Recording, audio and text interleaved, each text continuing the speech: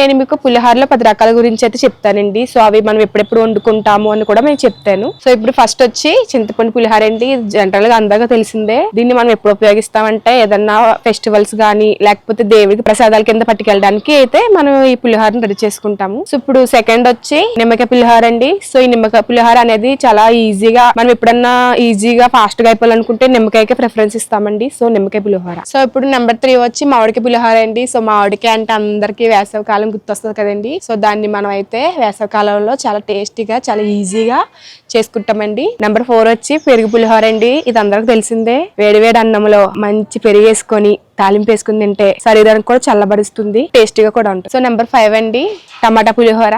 ఇది కూడా జనరల్ గా అందరికి తెలుసు. టమాటాలతో పచ్చడి కింద చేసి దాంట్లో రైస్ వేస్తేనే టమాటా పులిహోర అవుతుంది. ఇది కూడా చాలా ఈజీగా చాలా టేస్టీగా అయితే ఉంటది, నిల్వ కూడా ఉంటది. ఇది నెంబర్ 6 అండి గోంగూర పులిహోర. ఇది కూడా జనరల్ గా అందరికి తెలుసు. గోంగూరని కూడా పచ్చడి కింద చేసి దాంట్లో రైస్ వేస్తే గోంగూర పులిహోర అవుతుంది.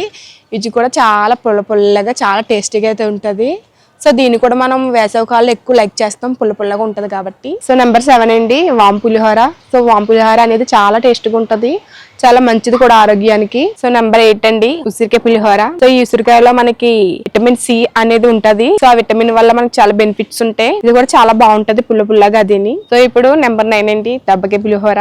దబ్బకాయ పులిహోర గురించి అందరికి తెలిసే ఉంటది, చాలా టేస్టీగా అయితే ఉంటది. సో నెంబర్ 10 అండి పోహ అటుకులతో పులిహోర. ఇది కూడా చాలా టేస్టీగా ఉంటది, చాలా ఈజీగా ఉంటది, హెల్త్ కూడా చాలా మంచిది. సో ఇప్పుడు నేను చెప్పిన 10 రకాల పులిహోరలో మీకు ఏ పులిహోర అంటే ఇష్టమో నాకైతే కామెంట్ చేసేయండి. ఇలాంటి మరెన్నో ఇంట్రెస్టింగ్ అప్డేట్స్ గురించి మా ఛానల్ అయితే ఫాలో అవ్వండి.